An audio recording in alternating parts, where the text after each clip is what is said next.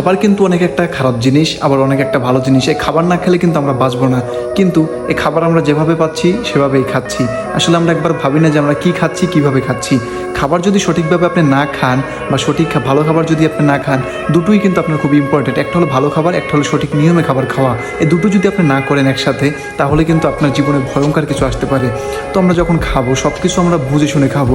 খাবারের যে তৈরিটা, কী খাচ্ছি, কতটুকু খাচ্ছি, আমরা কোন বেলায় কতটুকু খাচ্ছি, ইচ্ছে মতো পেলাম আর খেলাম, এটা কিন্তু আপনার জন্য অনেক ক্ষতিকর, অনেক ক্ষতিকর, যেটা বোঝানোর বা বলার বাইরে।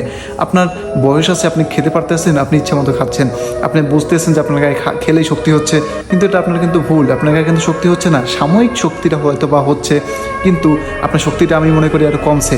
কারণ আপনি যতদিন এই শক্তি নিয়ে চলতে পারতেন, এই অতিরিক্ত খাবার খাওয়ার জন্য আপনার যে একটা সমস্যা হবে বা যে একটা ক্ষতি হচ্ছে, একটা বয়স আপনার এসে আপনার বডিতে এটা অ্যাটাক করবে।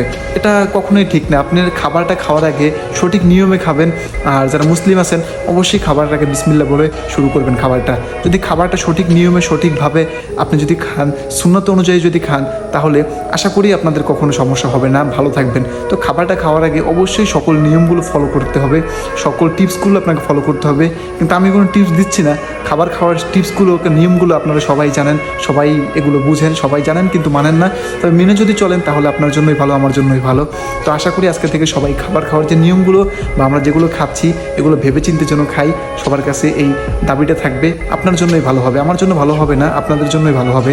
তো সবাই নিজের খেয়াল রাখবো, খাবারের বিষয়টার দিকে বেশি ভালো করে এটা ফোকাস দিব আমরা সবাই। তো সবাই ভালো থাকবেন। আসসালামু আলাইকুম।